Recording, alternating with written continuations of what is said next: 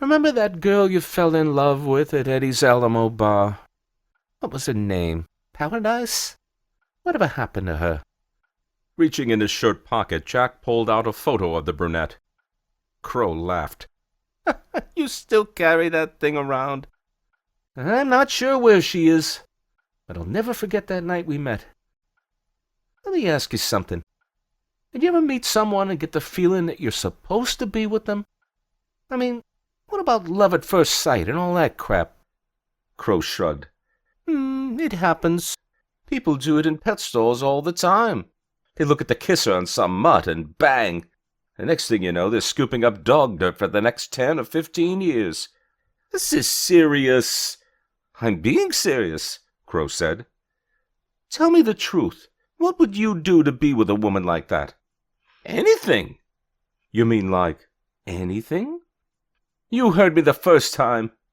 Crow nodded. "I'm going to remember you said that." Across the room, Shoemaker's phone rang. It was an outside call.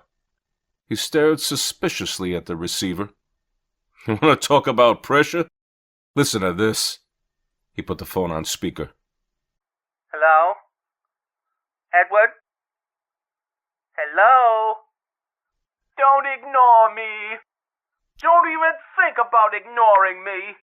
Stress, mud thick, caked Shoemaker's face.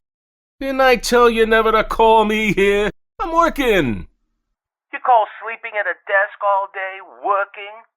You don't know what work is, you stupid louse. Oh, I should have listened to my mother. Oh, I should have married John Bickle, the grocer in Elmira.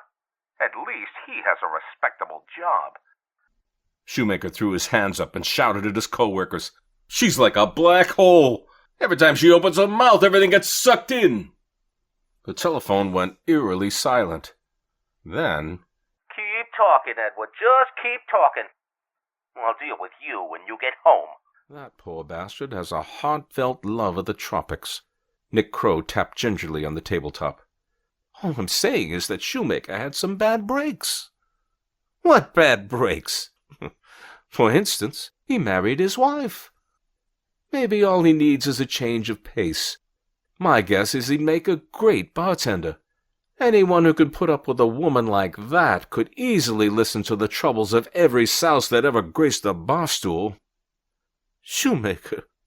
A bartender?" Jack pondered the idea and laughed. "That's absurd. His wife would scare off all the customers." Crow leaned over and whispered, "Not if she wasn't around." Perhaps it was the smoke in his eyes, but Jack swore he saw Crow grin. "Just remember," Crow shouted over an explosion that blew out the remaining windows, "you did say anything, right?" "What? Paradise! You said you'd do anything to be with her? The place is burning down and you're talking about love connections? You're nuts!" Crow slapped Jack in the cheek. "The only thing really crazy in the world is being sane. Good luck. You're going to need it." When Jack's phone rang at the office, Wetterman's shrill voice echoed on the other end of the line. "Are you listening? Those goons are in Cooley's office. They're asking questions. They think we have something to do with Shoemaker's disappearance." "That's crazy." "Is it? Shoemaker hated us. He told everyone we were out to get him because we fought to have the vacation policy reinstated just so he'd have to go on a cruise with his family." "What's your point?"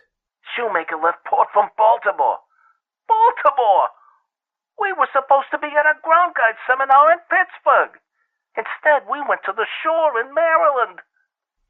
"I still don't get it."